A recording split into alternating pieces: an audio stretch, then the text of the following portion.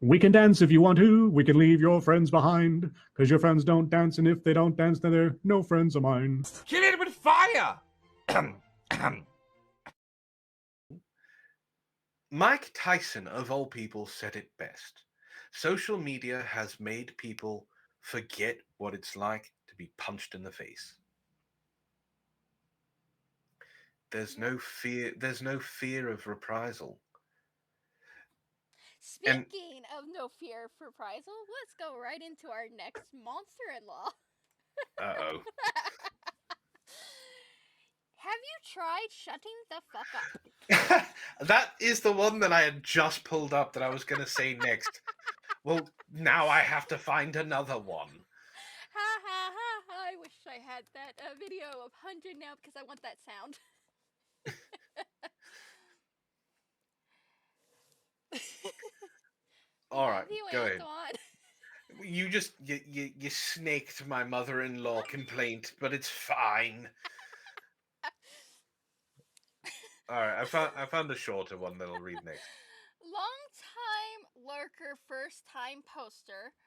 Don't share my stuff even if this is a burner. My mother in law is actually fine, just a clueless boomer. That's possibly worse. That, She's perfectly fine. She just doesn't know how to do anything. But she quickly falls in line when she realizes her son picked someone with a backbone. Funny story, when my brother in law and his wife were having their first, she was heading to the hospital. She said something about this was the first of who knows how many grandchildren's births she would experience. I laughed and said, "Oh, just as many as brother in law and wife will give you because you won't be in the birth of any kids of mine." I love her so already.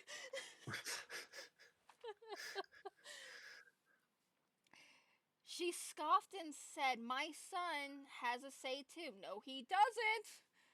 Without missing a beat, my DH was like, "Oh no, this it's her medical event, so I wouldn't tell you when she goes into labor if she doesn't want me to."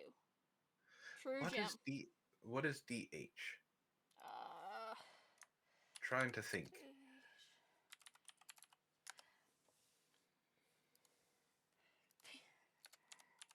I mean, it could stand for anything. Dear husband, maybe? yes, that is exactly what Urban Dictionary says, dear husband. Okay. Sorry, I had to look that one up too, because I've been seeing DH in the medical sense, which that's medicine. Any hoozles. Now my brother-in-law's mother-in-law is a whole different story. That's 3 degrees of separation.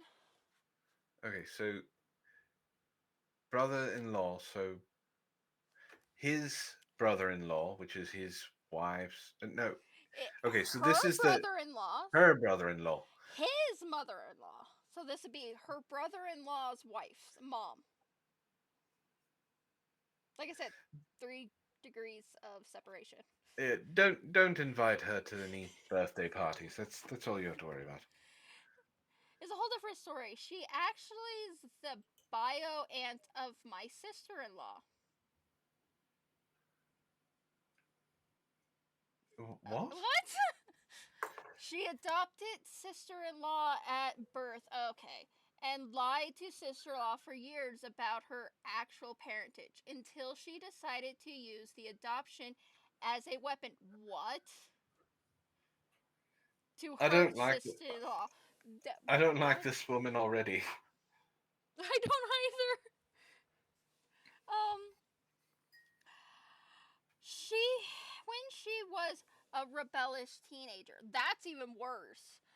Sister in law was fine, just smoked pot a couple of times, like 17. Nothing major. Ant is just a piece of work. A piece of work? Just a piece of work? She's Okay. Okay. This woman is a lot politer than I would be. Now, my sister in law and I have not always had an easy relationship. She had some serious issues that she won't acknowledge, and then added kids to the mix. Then they moved back in with her mom because sister in law and brother in law can't afford childcare or being a single income household after the third was born. She was dealing with some pretty serious BBD, postpartum depression. depression. Thank you. Yeah. Words are hard. English is my second language. Well, to be fair, English as a language isn't necessarily a language. It's the person that took four other languages back behind the alley, beat them all up, and put them together. Hmm. That's the best way of describing it. English is backwards. Yeah, all the rules for English, the I before E except after C, yeah, that gets broken all the time. Hmm. But she was a safe person around the children. Brother-in-law tried to help, but mother-in-law always in sister-in-law's ear saying shit like sister-in-law can't go to therapy or else she would get her kids taken away. What? Wait, say that one more time. She can't have the sister-in-law go to therapy, or else the mother-in-law would have her kids No. taken away. Sister-in-law can't go to therapy or else she will have her kids taken away. Meaning sister-in-law can't have the kids for some reason. What? I'm confused. Why? I understand this is long. It is very long. But she doesn't go into details of what that means. Oh no, I get it. Okay, so brother-in-law tried to help, um, but it says mother-in-law was always in sister-in-law's ear saying shit like she can't go to therapy or else they'll take the kids away. So what the mother-in-law is doing is saying your problems are so bad that they're going to take the kids away. Mm. It's what's it called? Manipulation. It's manipulation, but it's not gaslighting. It's is it sea lining? Is that what the term is? Making her believe something that.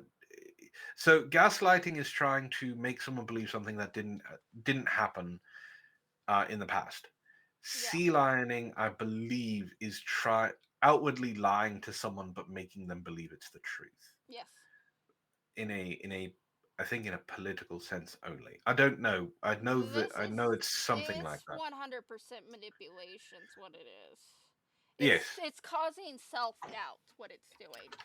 It's installing into the psyche that you are not a good mom without saying you're not a good mom. It's oh, I can't think of the term.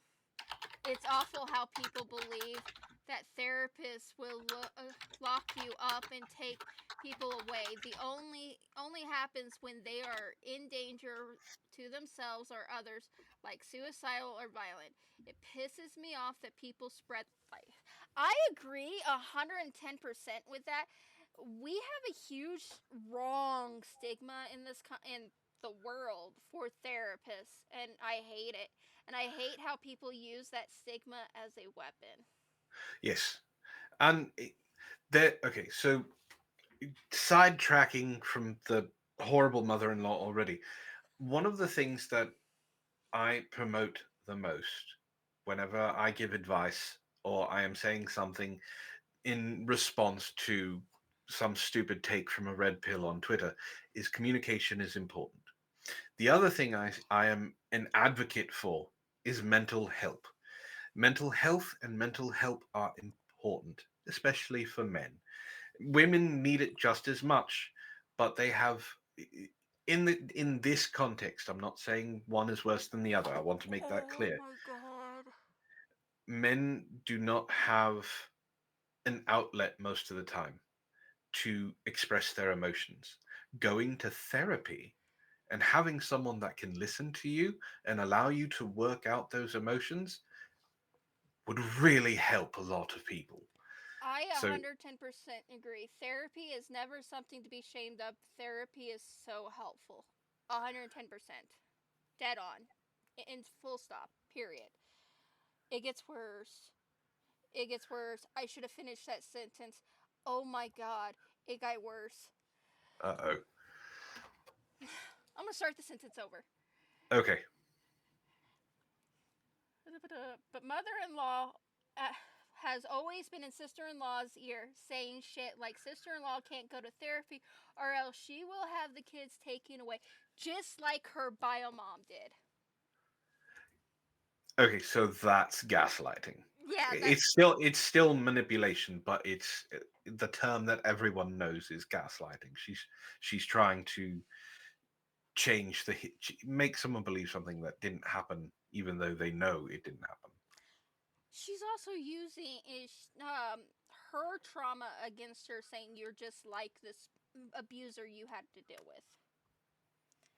Yeah. Oh my god, I hate people like this. I'm leaving out a lot for privacy reasons, good, but it was awful and super hard to watch. She tried everything she could to get sister-in-law help. No, no, she didn't try. She was gaslighting her and pretending that if she went to get help, that she was the problem. Anyways, there was so much conflict and tension in the family because we were worried about sister-in-law and the kids. No one knew what else to do.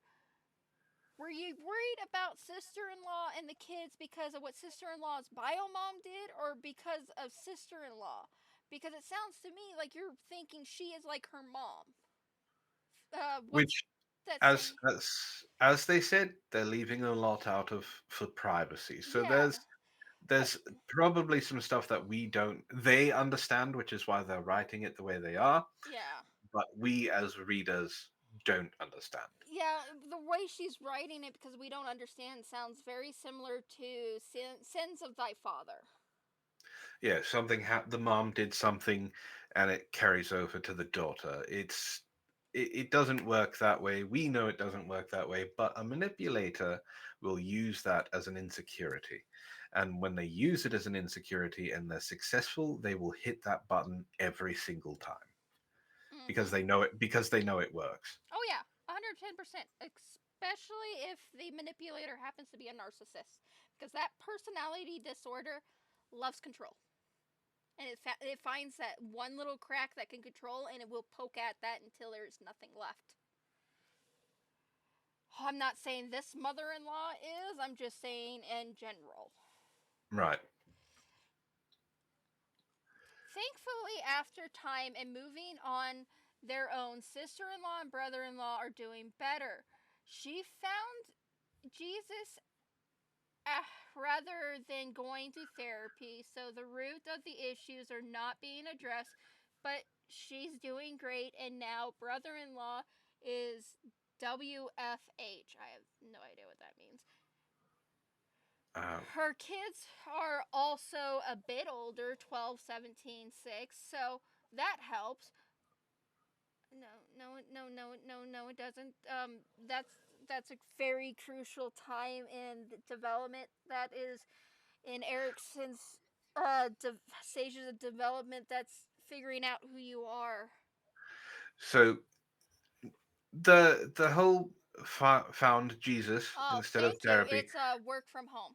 Thank you. I love. The whole found Jesus thing, it can be therapeutic. So she's right, and the root issues are not being addressed. But if she's working on the other things that are helping with the people in church and her beliefs and everything like that, it still can help. And being the kids being 12, 7, and 6, I think what they mean by them it being better because they're a bit older is they understand more Yeah. instead of being younger and not knowing what's going on. I don't think they're saying that the situation is helping the children more. It's more that they're older, so they're able to help more. They're able to understand more. Yeah, I'm just more or less worried that they're trying to adultify the children with the situation. And adultifying a child in that stage of Erickson is a huge thing. Anyways, so on to the success. I just had my first kid a few months ago. It's been rough, but manageable. We are older parents and both have good jobs with benefits, so we've been able to both be at home a lot. My husband is an active dad and he's more than competent of taking care of our little one. We were visiting my mother in law a couple of weeks ago when the cousins dropped by with their grandma.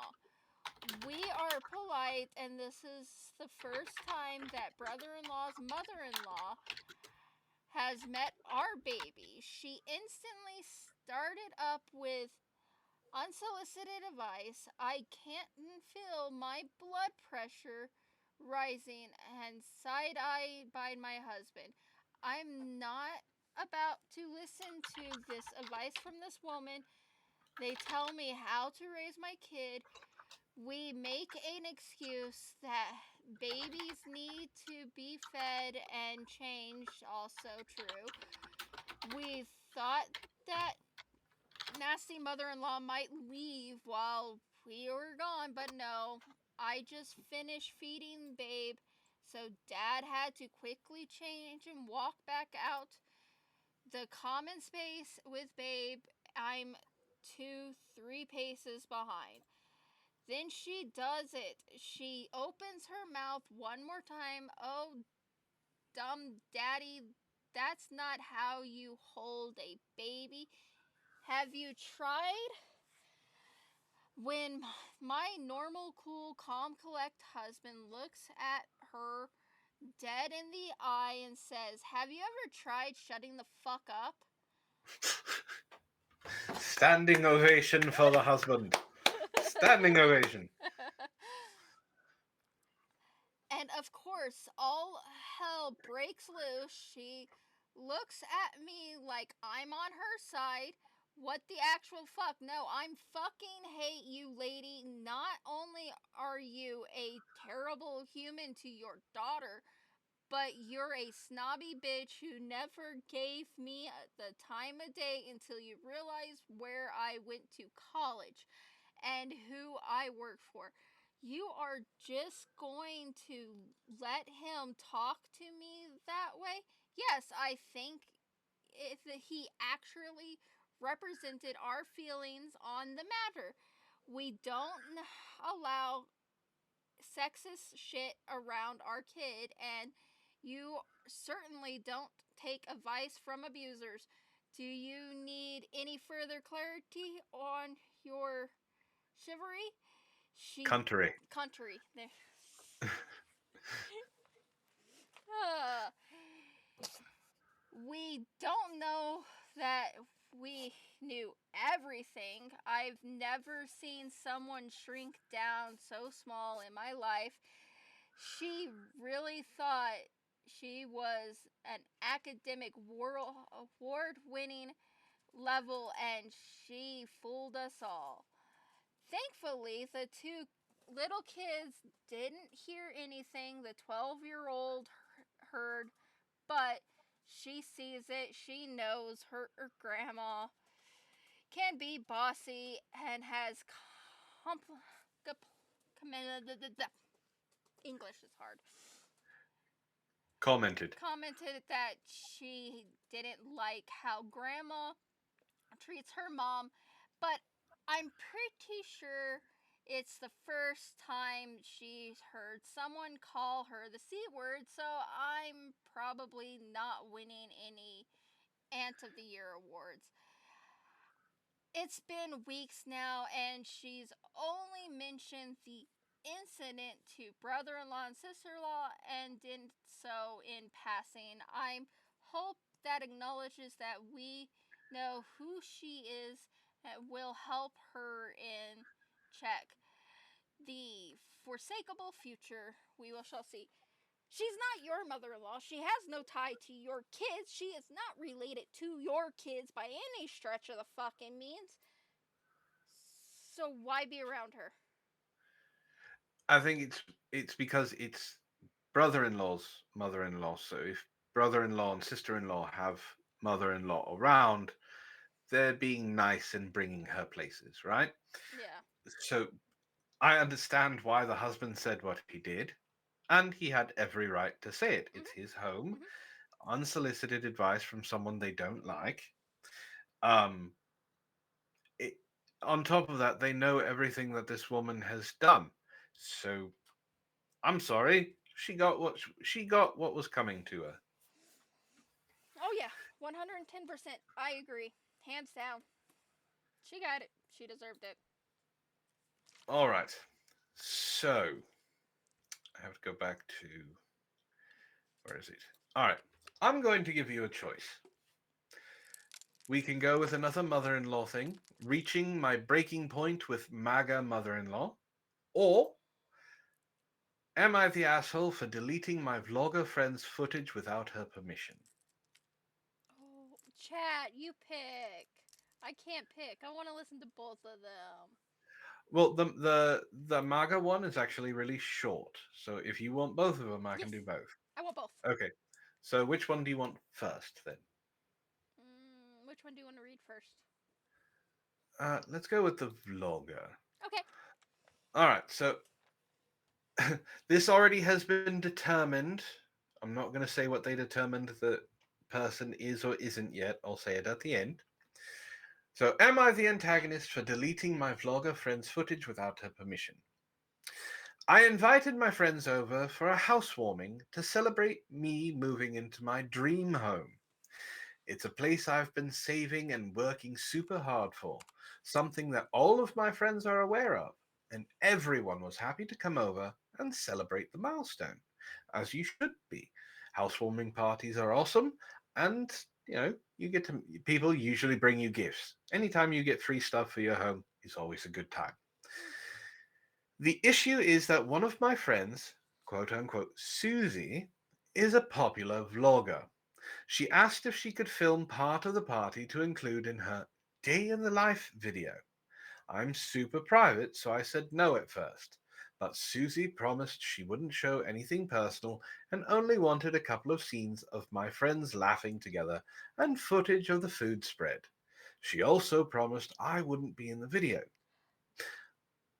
I was still uncomfortable, but after she assured me she wouldn't overshare, I said fine. The day of, within 10 minutes of the party starting, a mutual friend pulled me aside and said that she saw Susie filming her intro and mentioning giving a house tour of her friend's new home. She also said that she saw Susie filming the outside of my home from top to bottom, and it would be easy to tell the neighborhood I lived in. Susie is a bitch. Yeah. Yeah. You No, don't. that's doxing. So you and I come from a part of the internet where the fans of certain people tend to go after other people that they're not fond of because they're told certain people don't not to like certain people. Yep. So we know that you don't film the outside of your house. And why you don't do that is usually you can get an address number or you get the image in Google Maps, and the Google Street View is very easy to abuse. Mhm. So the vlogger, one, is stupid, and two, I completely understand why this person said no in the first place. Yeah. And Yeah. we're not even done yet. Oh God. I'm scared. During the entirety of the party, I noticed that Susie kept filming more than what she had promised. So I did confront her about it. I asked to see the footage, Hold up. and Chat brain is up another good point. The vlogger basically gave a floor plan for burglars to steal shit. true. Like, if someone is, they said they're popular. Now that can mean a bunch of different things. Over a Normally, thousand. yeah, over 1,000 could be popular. Most of the time, when they're talking about popularity in social media, it's usually over 10,000. 10,000, 100,000, you're considered quote unquote popular. Depending on the platform. The meat, yeah, depending on what it is. TikTok 10,000 is nothing, but YouTube 10,000 is quite a bit.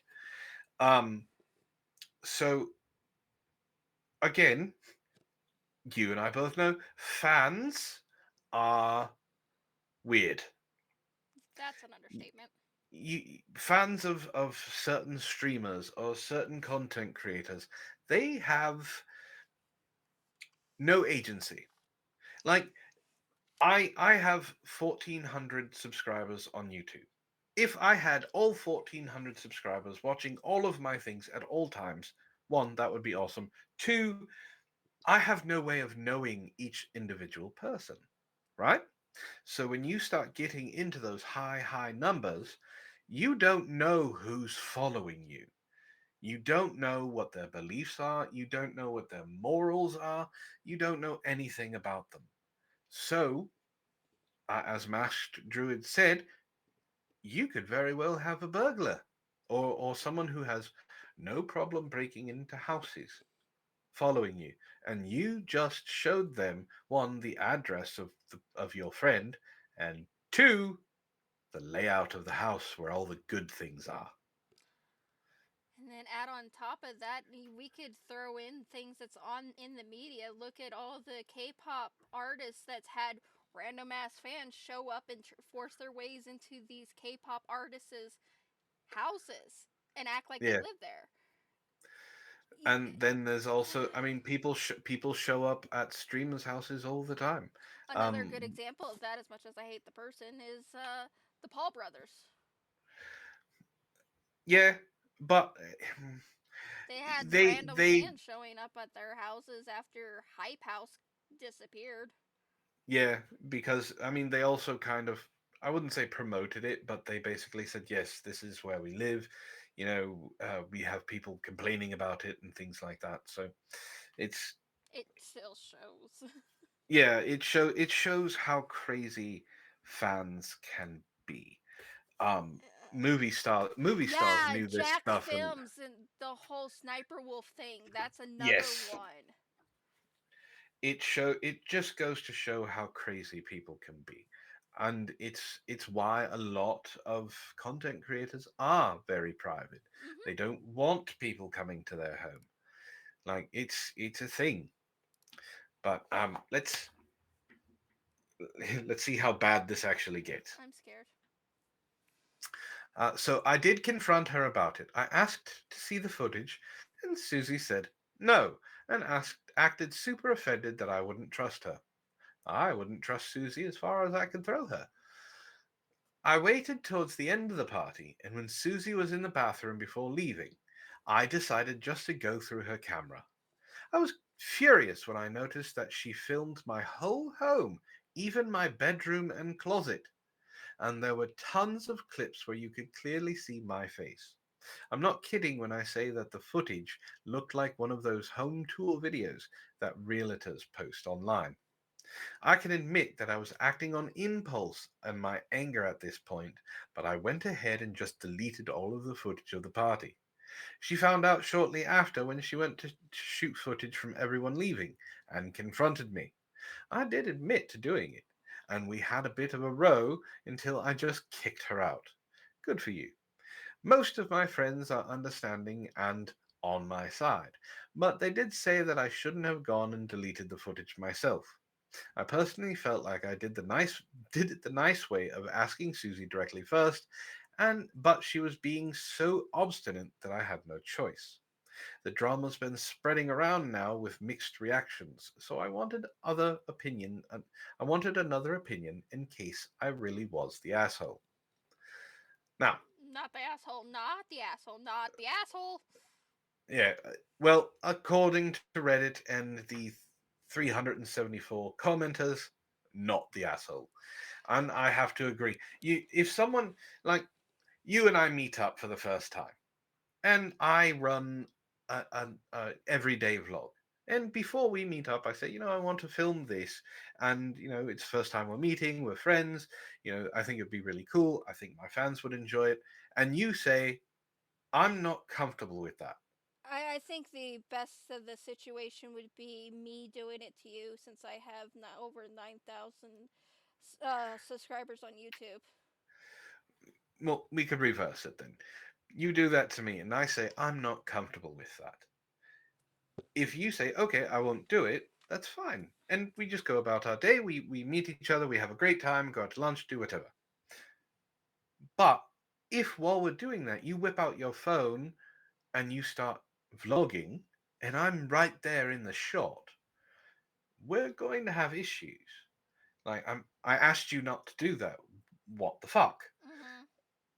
And if I say, look, you have to delete that. I don't want my face out there. If you want to go vlog something over, on the other table and say you had a great time or whatever, or wait until we depart, that's fine.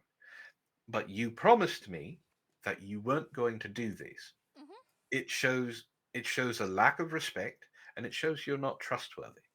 It So also no, shows where I value the friendship. I value streaming more than your privacy and you. right. So it shows her character. And unfortunately, Susie's character is very selfish. Mm.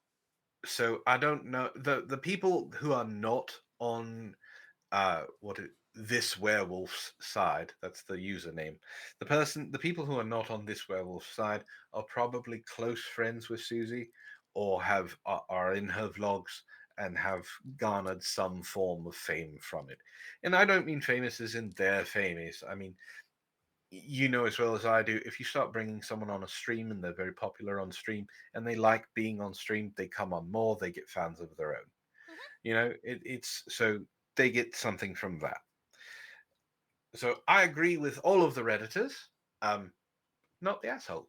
Yeah, not the asshole. I agree also with our chat. Privacy is so important. If she was a real friend, she would respect that. Yeah, and Druid says if she won't listen to begin with, she won't listen later. Yeah. So if she says, okay, I'll delete it, you know, I'll delete it later. Just I'll delete it after we leave. I wouldn't trust her to delete it after she leaves. I I would mean, want to she see her might delete it. delete it later, just after she uses the footage, posted it on YouTube, TikTok, Twitch. Yeah. And then when you complain, then she deletes it and goes, oops, sorry. All right. So there's that one. And Wow. now we get to go to reaching my breaking point with my MAGA mother-in-law. Now I don't care what anyone's political aspirations are. I will talk to everyone. If you're a Democrat, I don't care. If you're a Republican, I don't care. If you love Trump, I don't care. If you hate Trump, I don't care. If you love, I'm very even-handed with it. I That just don't care. that's kind of the assumption of this whole podcast. Everyone on it, we don't care. We're not a big politics person. We just don't care.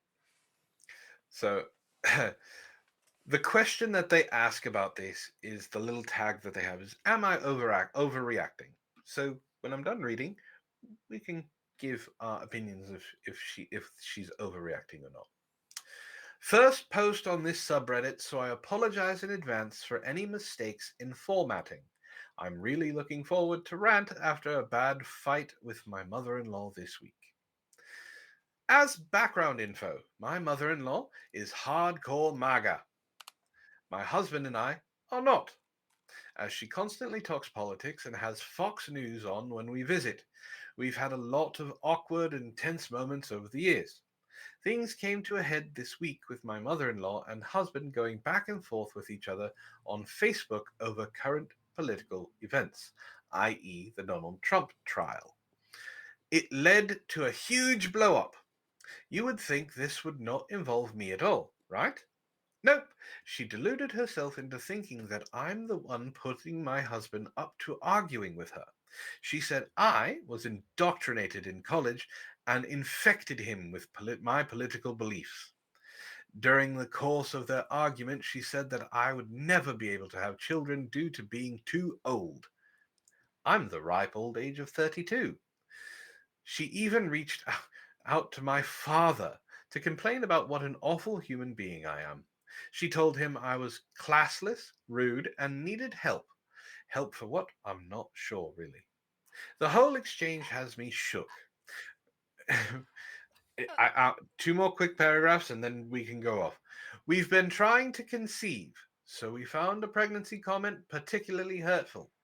It's also very frustrating that she thinks I'm puppeteering my husband into arguing with her. Like I have nothing better to do with my time than to start stupid mother son arguments. We ended up blocking her and have gone no contact. I told my husband that I don't want to see her until me and my father get an apology. I doubt I'll ever get one. What? Why are these short ones the way they are? There's Because there's a lot of information in there that they got through. Very yeah. impactful. Yeah. I have more questions. So many questions. I'm sure I know So the answers, but the wow. I love that. Okay, so again, going with the whole thought process of she's making her mother-in-law seem a little bit worse than she actually is because she wants to look better. If we're taking this at face value, if she actually said the whole she was indoctrinated in college and infected him with political beliefs, I can tell you exactly who she listens to. I can tell you exactly what commentators she watches on YouTube and exactly what people she watches on Fox News. Um, Dare I ask? well, to be fair, um, even though I was a pretty big fan, Steven Crowder is one, Michael Knowles, Matt Walsh, um, pretty much any of the big Andrew Clavin, what's his name? Cooper. Not Mark Cooper. That was Hanging with Mr. Cooper. His last name is Cooper. He's on the Whatever podcast a lot. Oh, Um, he would have those type of beliefs. During the course of their argument, she said she would never be able to conceive due to her being too old at the ripe old age of 32. That she probably got from some of the commentators like Fresh and Fit, who are considered right wing. Um, she probably follows Pearl if that's the case, or oh Rolo God, that Tomassi. is a talking point for Pearl. Oh yeah. According to Pearl, if you reach day 1 of 30, you transform into females, particularly, transform into actual bridge trolls, lose all semblance of who they are, don't know how to do anything with their makeup, and pretty much give up on life I would like and to adopt point 1,000 out. cats. I would like to point out that medically speaking, this is not psychologically because that's different for everybody. Very different for everybody. Medically speaking, young adult is from 20 to 39. Not Yeah, 20 to 29. 20 to 39 is young adult. and then 40 to 60 is middle age, and then 61 to 80 is seniority. Yes. And if we're talking about pregnancy, 32 is actually a good age to get pregnant. Actually, you want to get pregnant in your 30s because your frontal lobe is fully developed. Your brain has done developing. Doesn't matter what kind of mental illness you have, including ADHD, because it is proven to slow down your frontal lobe's development. And you And are you further along in most careers and can be able to take care of the child. exactly. I was going to bring that up too. Um, so fertility for women doesn't start to dramatically decline until after the age of 30. after the age of 40. Um, at, Medically so speaking, on average, it's suspected that women are to go into menopause during their 50s. yeah, but I'm talking about the chances of pregnancy. This is, I don't know exactly the study, but it was percentage wise. So up until you reach your 40s, like early 20s, your chances of getting pregnant are like 89%, right? You're most fertile. Um, Eggs are more willing to accept sperm, etc., etc., etc. From 30 to 39, it drops down to about 60%. Mhm. When you hit 40, something in a woman's body changes, and it goes from about 60% to about 12. It's not a gradual decline, it is a sheer cliff. And unfortunately, it's that saying that you're at the ripe old age of 32, you're not even close to middle age yet. So I don't know what this mother-in-law is smoking, but she needs to pass it around because other people need to sell it because she's delusional. Uh, two messages in chat. One, oh God, Pearl, why have you decided to hurt me so? Pearl hurts everybody. My mom had me. My mom had me when she was 40. My brother 2 years later. 32 is not that old. No. Yeah, it's really not. It's Um, actually not uncommon for women to have kids when they're 50s and 60s. it's I would say it's more. I would say it's uncommon, but it's becoming more common. Mainly because medical technology is extending our life, Mhm. extending our fertility. Fertility treatments are um, more advanced than they were back then. There are people who are regularly getting pregnant at 45. There are women, I would say people, there are women who are regularly getting pregnant at Hey, 45. Antwon, you want to hear something terrifying? Uh-oh. There has been a new study that says that due to our advances in medical, anyone that's born after 1979 can live to see 130. I don't want to be 130. Have you seen the people? Like the oldest man in the world was 112. Did you see him? He looked like a walking mummy. I don't want to look like a walking mummy.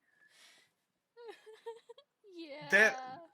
there are actual studies out there that are saying that eventually, within your and my lifetime, eventually there is going to be someone who is born that is going to live for like 300 years, healthy Mhm. 300 years. Yeah. And it's not because the human lifespan is going to extend, it's because of the technology that's going to come about.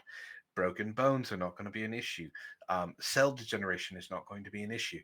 They're learning to 3D print organs from your own stem cells and your own biology, so that when you need a transplant, there's going to be zero chance that it's rejected. Mhm. So whoever has the money for it is going to be able to 3D print their organs and continue to have healthy organs until they decide they don't want to anymore. Like that's what causes death. It's the failure of organs. We're seeing it in pets. Very so most cats live to be 13, right? Some of them younger, some of them older. There are extremes, 20. but on average, cats live to be about 13, 14 years old. There are cats out there that are regularly living to be 17 years old. And the only reason they die is because their organs give out. We have advanced medical technology in pets in order to keep them alive longer. They just outlive their organs. That's what's going to happen to humans. And that's not even talking about people like Elon Musk who want to bring about actual belief of like cyborgs and um I swear adding. Elon Musk is a Borg in disguise. Listen, Elon Musk has promised us cat girls in our lifetime, and he better fucking deliver. That's all I'm saying. Wait. I have lost my train of thought. It has left the station, leaving me behind. So, Oh, the brain. needless to, Our I was going brain to say, it's been proven that our brain can live up to 7 years before it even deteriorates. And that's the brain itself. What causes the deterioration and all of the mental illness is the abuse we do to it. Our body cannot physically hold and take care of our brain the way it should to live its max life. Could you picture a human actually living that long? it would. So there are theories out there that um, the human brain cannot comprehend that age. So everyone, like, if someone asked you, "Do you want to live forever?" Most people would be like, "Yeah, that's awesome." The human mind cannot comprehend forever. You can comprehend 10 years from now. You can comprehend maybe 15 years from now. When you start asking someone, what do you plan on doing 50 years from now? They have no clue. So they have no idea what forever actually means. The human mind is malleable, but it is also, be perfectly frank, dumb. It tries to be as base as it can be. It tries to do things the easy way. It tries to do everything it can to reserve the most energy. So, for someone to comprehend living 250 to 300 years would blow their mind. It won't. So, there is Elon Musk has created the Neuralink, Mm-hmm. right? I won't be the first person to put Neuralink in my head. I'm good. I won't even be the 1,000th person to put Okay. Neuralink in my head. I will be, if it comes down to it, the millionth person to put it in my head. Because by a million people, all the kinks will have been worked out. And there'll still be glitches, but most of the kinks will be worked out. It's the same thing with this technology. Like, I think it's great that we're coming up with 3D printed organs. I think that's awesome because one of the biggest problems in the medical industry when it comes to transplants is rejection, Mm-hmm. right? You get a heart transplant, there's a chance your body rejects it. What are you going to do? You're going to die. You can have a liver transplant. The liver decides, your body decides to attack your liver. If it's from your own genetics, it's not going to see it as a foreign body. I do So know there, if you get a transplant and there's a high percentage of it rejecting, they give you a pill that basically makes your immune system stupid. But that also means you can die from something like COVID, the swine flu, or some shit like that. pneumonia, yeah, Yeah. some of the stuff that wouldn't normally do it because it shuts your immune system down. It Mm-hmm. like completely shuts it down. So we're coming up to a world where, and it's going to happen in our lifetime, where organ transplants are a thing of the past. Like, donors are a thing of the past. We're going to come across a time where food is going to be made like in Star Trek. They're working on 3D printed organic food that tastes like it's supposed to. We're coming up on a ton of these wonderful inventions that are going to extend and make life easier. I will say I am looking forward to the whole food being made from a 3D printer and stuff because next time then I can order myself a freaking ice macchiato americano and not get a macchiato. There's someone working on, so you've heard of the term smell-o-vision? Yeah. Okay, someone is working on something called taste-o-vision, where you'll be able to taste what's on screen because there's a device What's that in the has, Willy Wonka shit? yeah, it takes the 5 different flavors that we have on our tongue and it manipulates it to where you get that flavor. So say you are watching the Food Network and Gordon Ramsay is cooking his beef Wellington and you've never had it before and you want to taste it. The theory behind this is you will be able to take this device, you wipe it on your tongue, and this paste will come on your tongue and taste exactly like what the beef Wellington tastes like. That sounds like something that was out of Willy Wonka. Yes. And of course, the first thing that happened when that article came out is someone took a picture of the headline and then put it next to an anime girl and went, huh, I wonder what that tastes like. Of course, Because, Rule be- 34 never fails me. yes. So we are coming up against wonderful technology that is going to extend lives, makes life easier, make life better. But that's also the problem. It's going to be a point where our lifespan is going to outlive our ability to have that lifespan, if that makes sense. People are going to do really stupid shit because they're bored and they have a long life and they don't have any consequence of death. Yes, and there is theory out there by certain scientists that eventually there is going to be a human that is born that will never die. And after that happens, there is going to be, and Druid kind of pointed it out, the only people who are going to be able to do something like that are going to be economically set for life. They're going to have money. They're going to have a certain lifestyle. Those people are going to be able to live forever. And overpopulation can be a problem, but if we're starting to print food and make food easier to be accessible and things like that, they're really pushing the impossible plant-based meat stuff. Um, like all of this stuff is basically being made in order to stop that overpopulation problem. That's also Because a I good don't point, Mask. When lifespans go up, birth rates go down. This is why we're seeing countries like the US, South Korea, Japan we're in a birth crisis. I wouldn't necessarily say crisis. I think the birth rate has dropped from 2.8 to 1.9. 1.8, 1.9. It has gone down, but he is right. The longer the lifespan goes, it's because people think they can wait, right? I have time to do it later.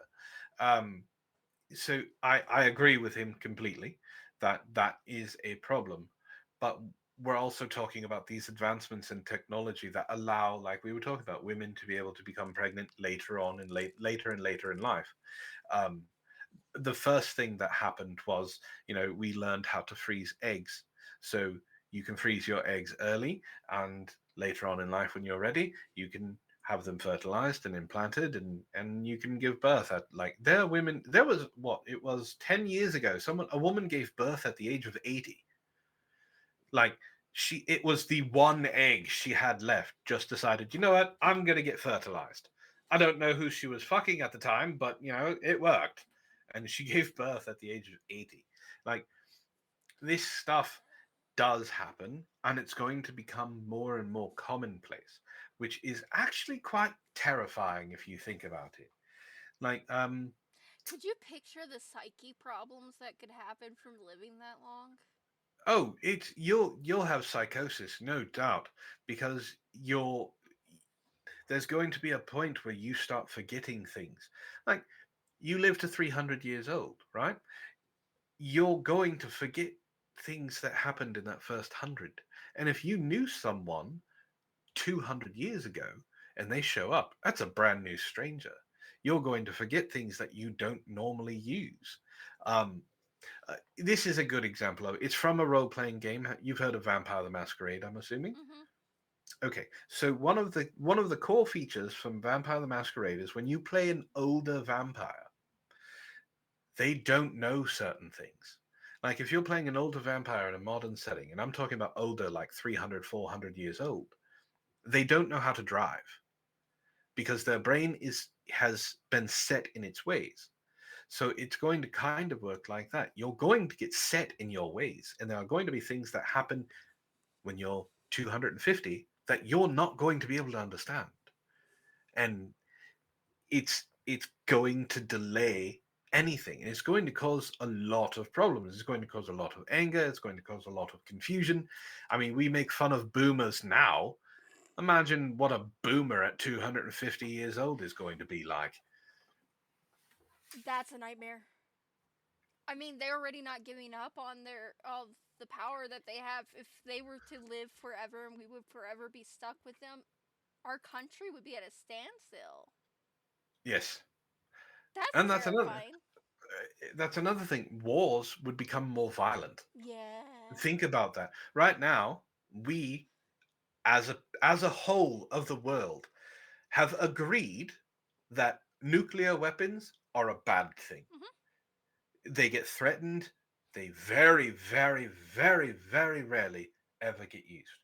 Right? It's always a threat. It's never actual usage because world leaders all over know nuclear winter is a bad thing. So we have gone from that to kind of this. We have rules of engagement now, right? No nuclear weapons, no chemical weapons. You know, Air Force and Navy are usually the first thing that engage. Um, we have occupation bases and things like that. And we can They're thank Canada for half of the Geneva Convention codes.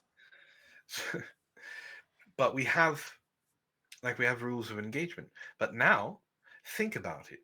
If you have the ability to regrow someone's arm, or it doesn't matter if they lose a lung because you can 3D print it, put it in there, and they can get back up and start fighting again.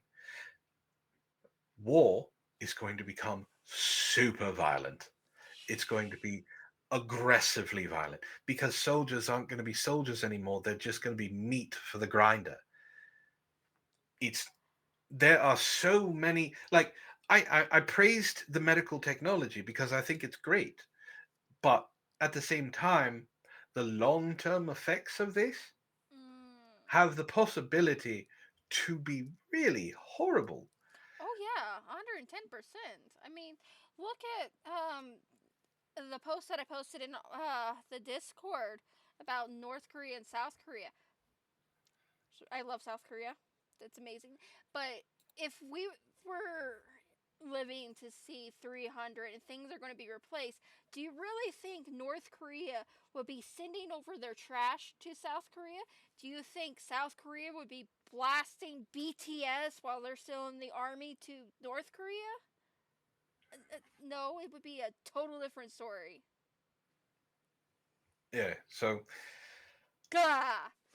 yeah, I mean, we just went down a really different rabbit hole than what we were talking about Yeah, before, I but forgot what it's we were talking about because I know it was asking the question. I can't even think about it because I'm down a rabbit hole of darkness and hello, darkness, my old friend. Druid says, I doubt it would be soldiers. It's just going to be legions of those Boston Dynamic robots, remote piloted by a bunch of boomers slash zoomers with fight sticks. You're not wrong. Not. The pro. Oh, have you seen Ender's Game? Yes. It would be like a video game, giving people saying this is a video game and they'd be destroying things. Yeah. To be fair, they've been trying to do that for a long time. Like, so Boston Dynamics is trying to come up with AI, Hmm.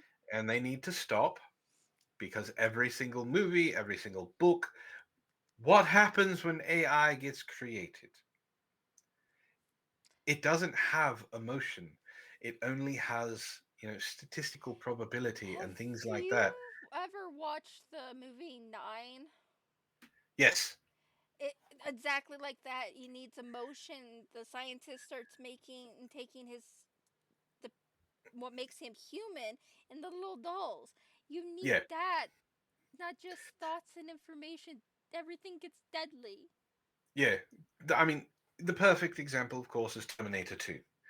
They Yeah. created AI. AI decided it didn't need humans anymore and went, okay, let's get rid of the humans. It human a quote from, I keep bringing up movies. Sorry, We they both have do. perfect examples. Ian Malcolm puts it perfectly. They were so busy worrying about if they could, they didn't think about if they should. And Yeah. that's what a lot of things are going on right now. Like Neuralink. Do we really need Neuralink? No. No. Does it sound cool? Yes, but we don't need it. Why? I don't want a I don't want a computer in my brain. I don't. There are too many things that could happen. I mean, there's a reason why I'm not getting a cochlear implant. I like my brain naturally the way it is. Yeah. So it's all right. Let's get off of the doom stuff and get back to am I the antagonist and mother-in-law stuff. What was the question that the person that caused us to go down this rabbit hole asked? We were talking about who they watched. The mother-in-law watched, Mm. and we started, and it wasn't necessarily a question. It was There was talking a about question that was on advancement. the at the top. Oh, the question from that one was, "Am I overreacting?" No, I think we started overthinking, but no, you're not overacting. Yeah, we definitely started overthinking a bunch of stuff and just kind of went with it, and it went places. Am I the So asshole for not postponing our wedding to accommodate my sister-in-law? Changing I of was course. I was going to grab that one, but I passed it up for something else. Oh, so I didn't snake another one from you? You didn't. You got close to doing it though, which just shows that we're on the same wavelength of what we want to read.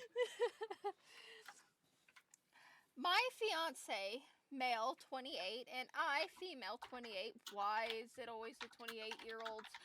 Anyways, are set to be married in December. We got engaged in June 23. 2000, I'm guessing 2023 because this was posted 10 minutes ago, 10 hours ago. Yeah, probably. And decided on a wedding date a year and a half in advance. So, yeah, for everyone's convenience, we have been dating since 10 years and have been saving up for our wedding for 5 years to be able to afford an extravagant wedding in a place in India.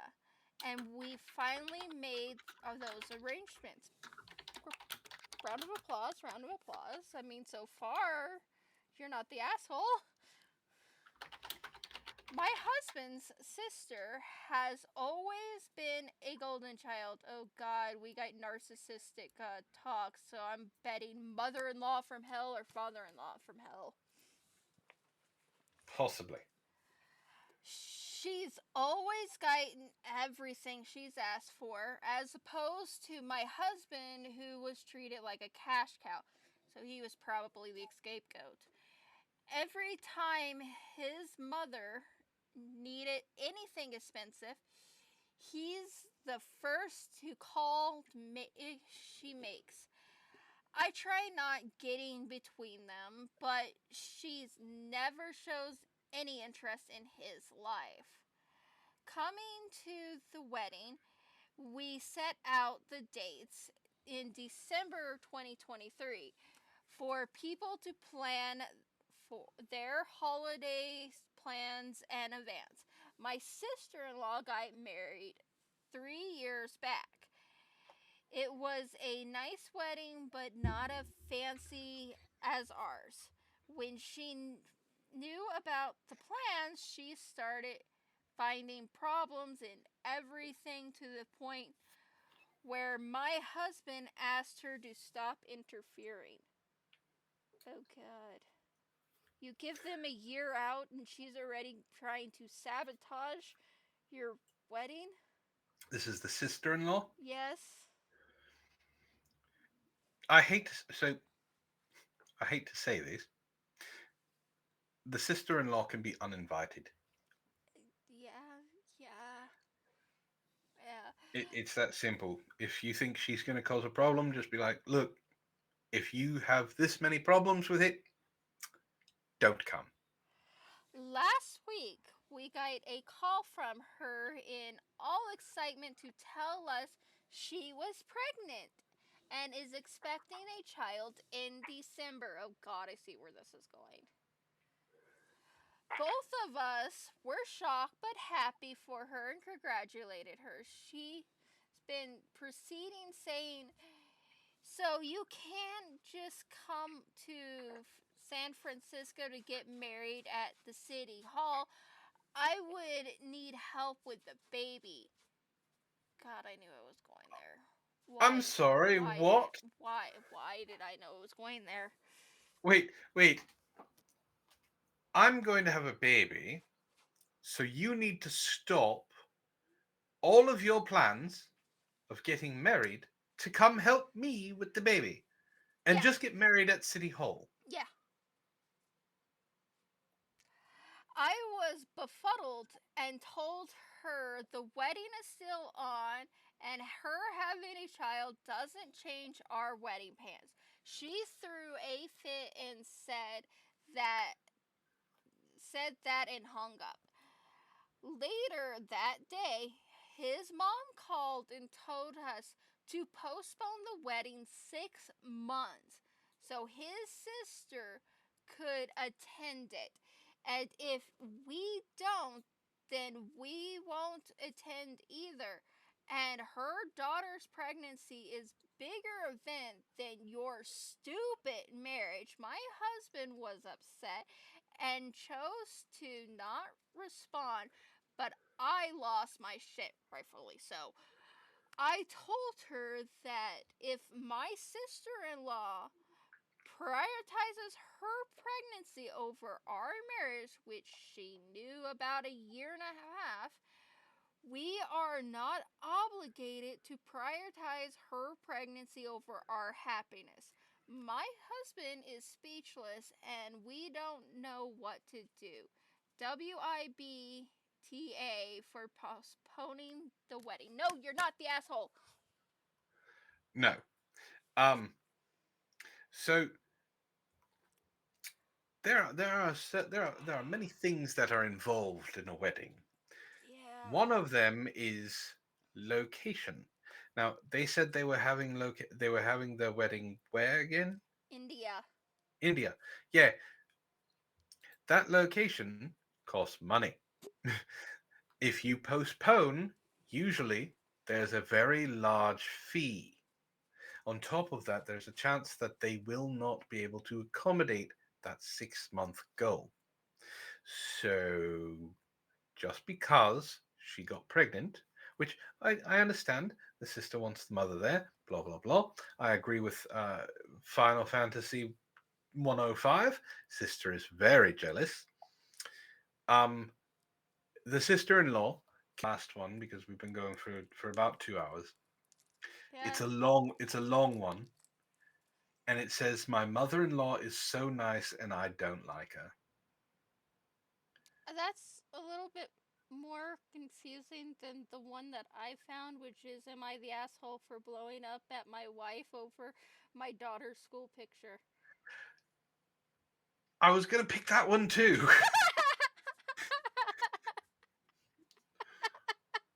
Like some of the titles, you just kind of look at it and go, "Wait, what? Why?" Right? Right? So it's up to you. It is your Like stream. I You like can I do said, either or. yours is a little bit more what? All right. So the username is Jean Grey 823. So they're a fan of the X-Men. I had this realization in the last 15 minutes of therapy yesterday, and I figured this was a good place as any to get more off my chest. It's Reddit, so no, it's not. I, 33 female, have been married to my husband, 37 male, for 6 years, together for 12. I've always had a great relationship with his family. His parents welcomed me with open arms from day one. They're the nicest people and really low maintenance in laws for the most part. However, his mom is just so much.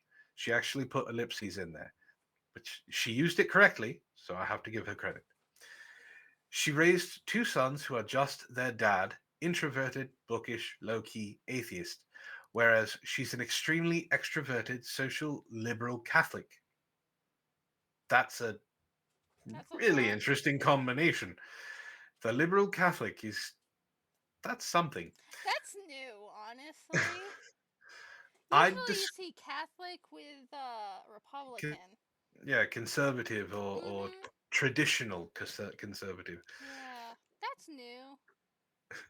I'd describe her as giving off kooky aunt vibes, or that girl on TikTok who impersonates her wacky boomer mom who can't break bad news in a normal way, and she's obsessed with me.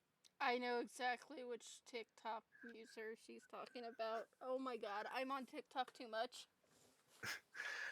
As you can probably imagine, she's really, really, really into the concept of finally having a daughter. And normally, I'd be happy to play the part, but I also have a mother I am very close with, and don't have the energy to muster a second similar relationship with. We have plenty in common, like baking, yoga, and reading, but she just wants more from me than I can give her, and her behaviors make it hard to want to try harder. Some examples for context, and this is where it becomes long because she gives a few. One, despite being one of the chattiest people I know, she's extremely hard to converse with. She jumps from topic to topic, speaks before thinking, asks well meaning but intrusive questions, and I feel like I can't confide in her for all those reasons, despite her being so nice and positive almost always.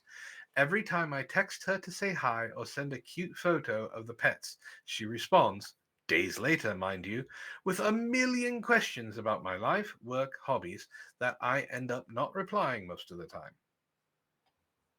Two, diet culture is just so ingrained in her psyche. She's never been fat in her life, and I'm not a thin person, and she uses body image and diet as a way to relate to me in a way that feels extremely icky, despite her language being broadly positive.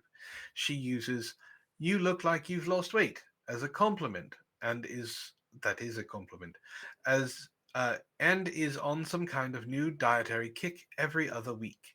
I'll never forget her telling me it doesn't look like you've gained any weight when picking us up from the airport after our honeymoon in Italy, or when she ordered a massive plate of spaghetti at lunch, ate 5 bites, then declared, "We'll just make a big salad for dinner." She was staying at our house, so I'm not sure where said big salad was supposed to come from. I have things to say about that one. Three, my main hobby is horseback riding, which is one of those things that gets a lot of questions/interest from non-horsey people. I'll talk about my horse all day, every day. But my mother in law is just obsessed with the concept. If I had $1 for every time she told me, I want to come watch you ride, I would be able to buy myself a very nice meal. It's not like it's closed practice at all. It's just the constant demand to be involved that rubs me the wrong way. And the fact that she's actually terrified of horses. Husband did tell her to stop asking after the most recent visit, but I got the sense it hurt her feelings a bit. I'm sure it did. 4. Mother-in-law and father-in-law came to visit for the day last weekend. We live in cities about 2 hours apart, and they rolled up in a massive tizzy because their tire pressure light was on. They wanted to be towed to a shop, but I ended up checking their tire pressure. God knows they didn't know how to, and all 4 wheels were good to go. They just hadn't cleared the indicator after getting their car serviced. I made the mistake of wearing a sleeveless shirt that day, and as I was walking around the car, mother in law followed me, going, "Oh, let me see your tattoos," and I wanted to disappear. All of these things are all of these things are obviously nowhere near nightmare just no mother-in-law stories I've read Nowheres? on Nowheres? this. What?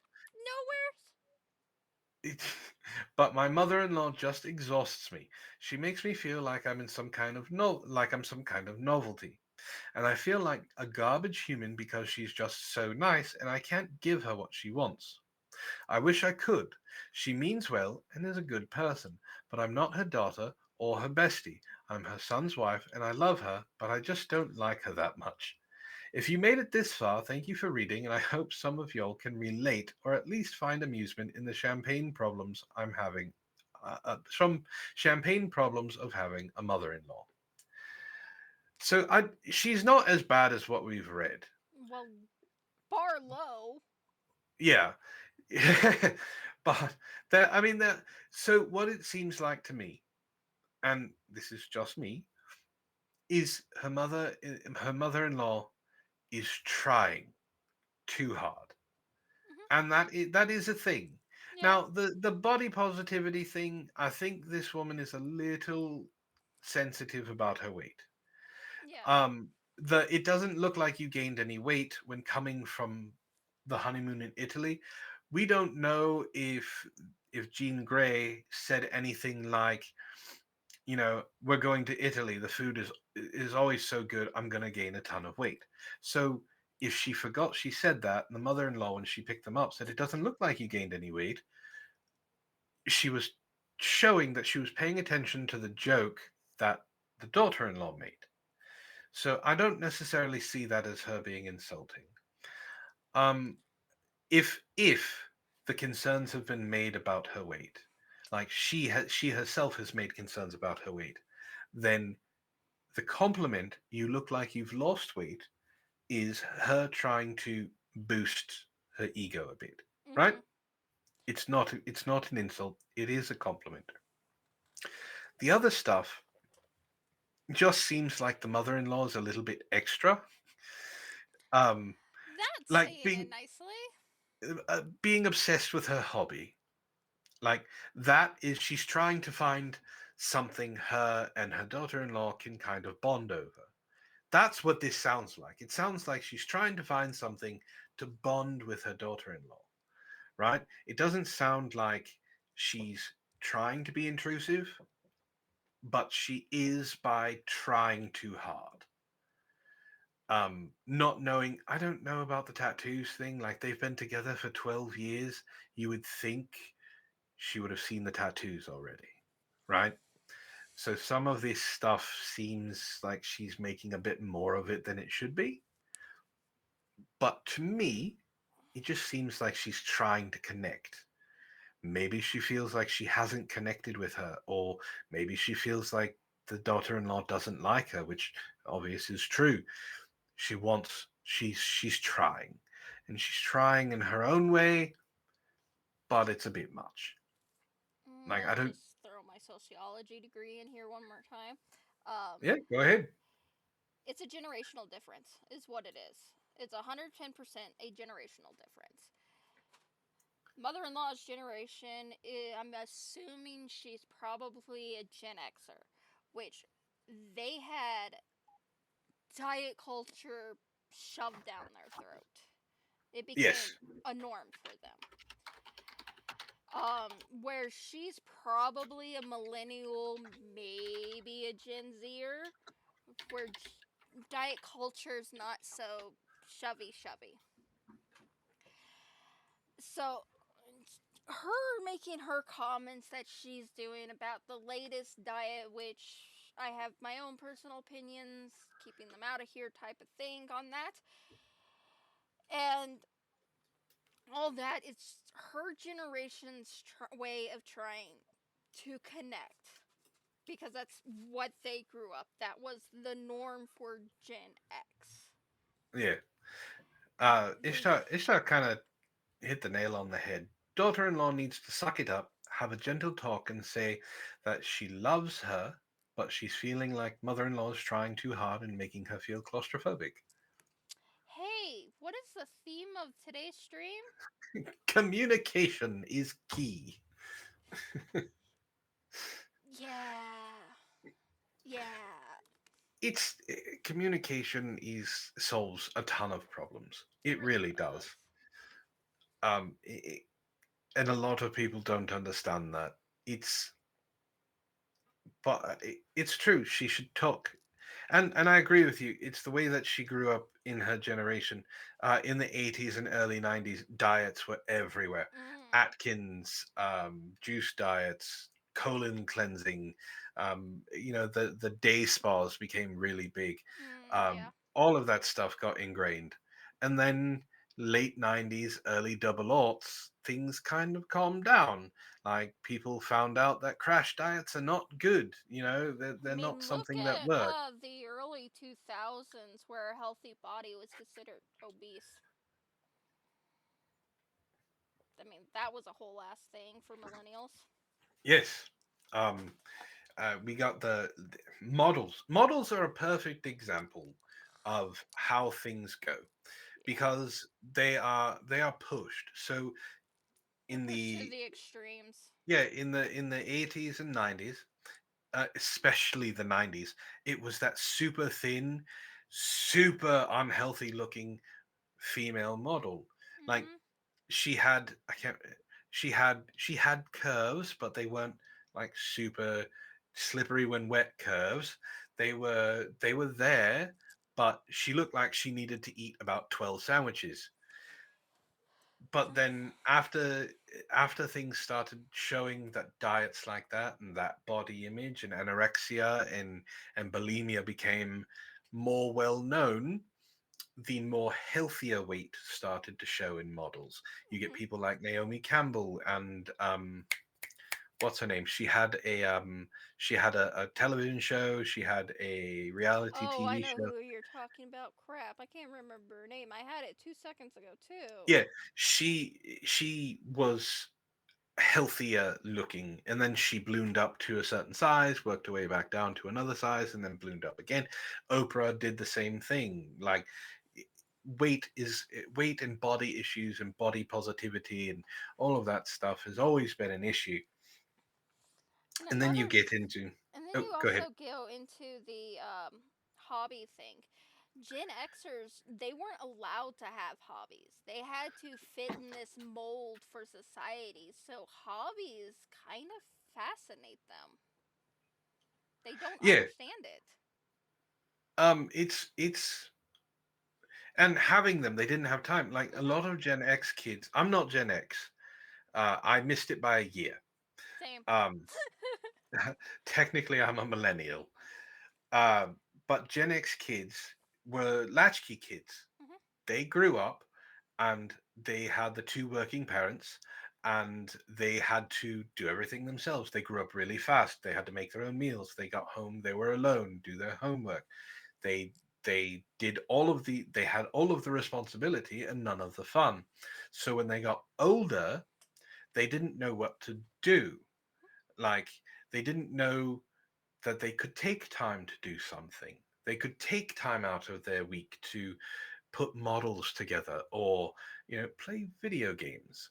It's there's so having a hobby like horse riding would blow someone's mind. How do you have the time? Because we've always been told owning a horse is extremely complicated and extremely expensive, and doing things like horseback riding is it takes so much time.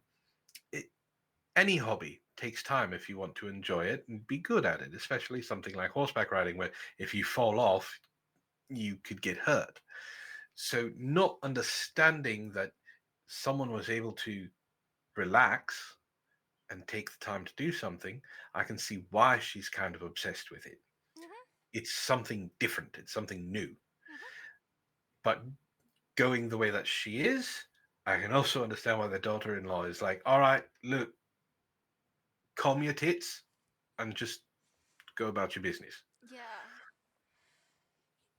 Communication.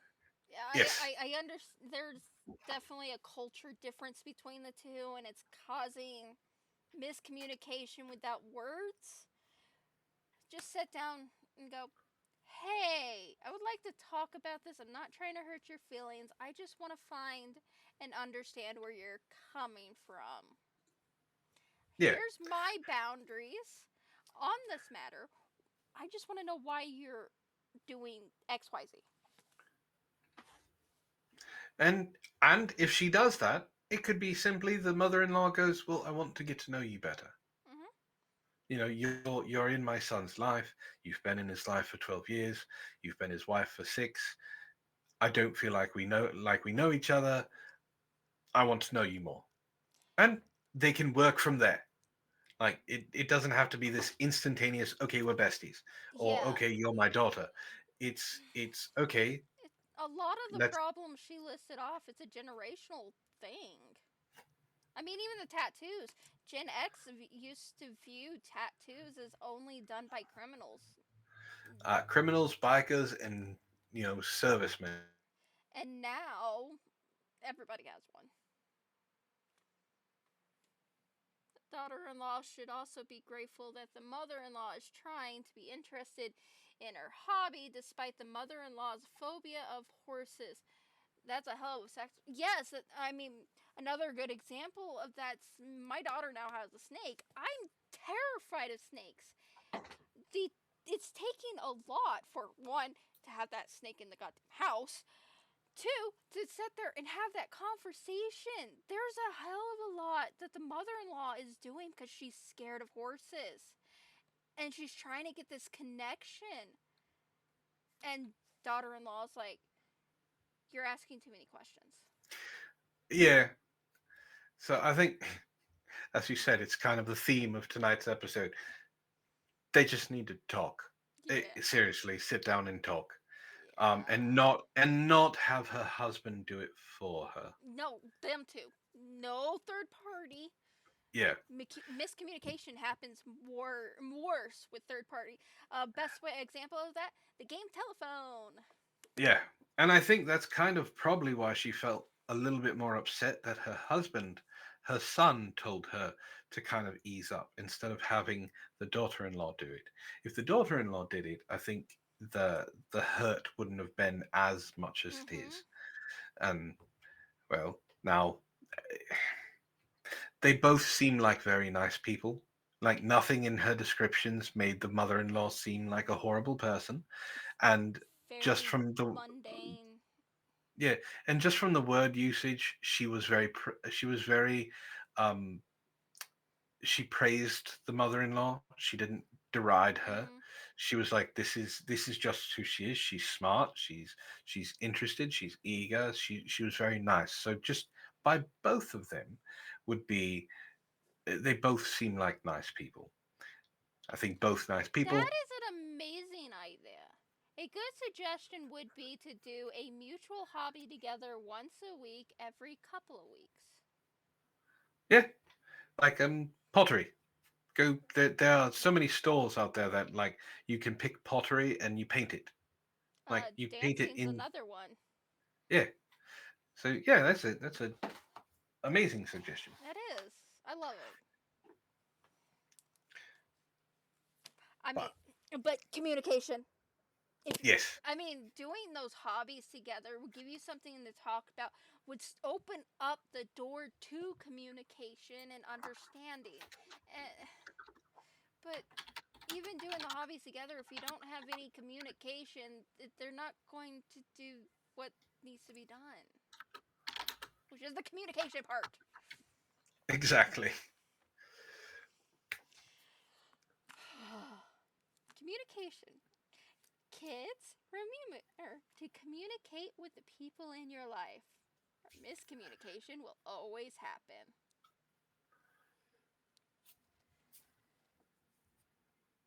Yeah, pretty much. Communication stations help solve those communications. There's no point in waiting to come on down to the communication station. If you if you have a problem with someone, I mean, Tom Holland says it the best. Uh, if you have a problem with me, text me. If you don't have my number, you don't know me enough to have a problem. Obviously, those two have each other's number or some way of communicating, so talk, please. But then again, don't talk. I get more content. Antwon gets more content. True, very true. Oh, but I think it's time for us to end this stream because there's no way I can read that one in 30 minutes. Because it was it was an essay. It was an essay. I did say it was long. No, the one that I had set up. Oh, It was an essay. and we can save that for next time. I think so. Or maybe I'll find something better. Who knows? It's another week. 7 days. A lot can happen, especially on the internet. But yeah, if you're not a part of the Discord, please do. We do talk there occasionally when we remember it exists. I am horrible at Discord. You can ask the people in my own Discord. I have Oh, that's right. made. You have a Discord. I do have a Discord. I I forgot am it very existed. I am very rarely in it, and when I am in it, I'm in it for a very short amount of time. Like I've told people, if you want my attention, you have to tag me, or else I don't pay attention to it. Don't Like spam him. He gets mad. I do not. Maybe a little. Everyone gets mad when they start getting pinged with everything. But yeah, we do talk in it when we remember it exists. I mean, I'm a horrible friend. I forgot my friend's Discord existed. Love you, If Antwon. all right, the best way to get a hold of me is on Twitter. I'm more on Twitter than I am in Discord. Let me grab my. I will put it in chat. Let me get my thing. You need get a Linktree link, mister. I don't do Linktree. But it has all your links in one place. Yeah, but I don't need Linktree. Because then people can find me. I mean, I guess you don't want Pearl finding you. Look, if she ever actually responded to anything I said, I think I'd be shocked. Because I've actually tried being nice to her. And actually tried at first. When she started, her followers are so stupid. I have dealt with so many. I should introduce you to a side of TikToks that you would love. It's basically making fun of Pearl. Oh, there's a ton of that on YouTube as well.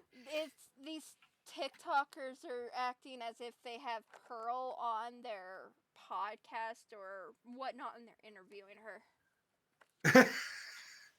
Maybe I should do that. Maybe find a bunch of her clips and put it together. Make it look like I've got an interview of her. You would love them. I mean, Pearl exists for people to have content at this point in time, honestly. Oh, she does nothing but content farm. That's all it is. It's engagement farming on Twitter because her YouTube channel is demonetized. Both of them. Her own personal network is failing, and she's not making any money off of Rumble. And her personal TikTok keeps getting suspended, and she lost her Instagram. Like, I forgot she has a TikTok, but she blocked me. Don't ask. I'm not answering. But she blocked me. nothing of value was lost. Nope. I laughed. I died laughing. I mean, even if I was to tell you, you guys would be like, what the fuck? Because all I did was say, in the words of Hunjin, ew. It was the ew. That's what did it. But it is late for you, I know for a fact. So we should wrap this up. But yeah. And then we'll be back here. Same time. Same boring channel. Next week. I swear we are not television. Maybe a little bit. Have a good night, everyone. And we're not also doing any rating because I haven't looked at who's online and haven't been on here. So no rating. So have fun. And never gonna give you up, never gonna let you down. and desert you. Never gonna make you cry, never gonna say goodbye, never gonna tell a lie and hurt you. I'm never gonna give you up, never gonna let you down, never gonna run around and desert you. No, no, no! You're not listening to this! No! Never gonna tell a lie and Fucking hurt no! you. I'm not bloody... I'm not listening to this. I'm not. Never gonna give you up, never gonna let you down, never gonna run around and desert you, never gonna make you cry, never gonna say goodbye, never gonna tell a lie and hurt you. I'm never gonna give you up, never gonna let you down, never gonna run around and desert you. No, no, no! You're not listening to this! No! Never gonna tell a lie and Fucking hurt no! you. I'm not bloody... I'm not listening to this. I'm not.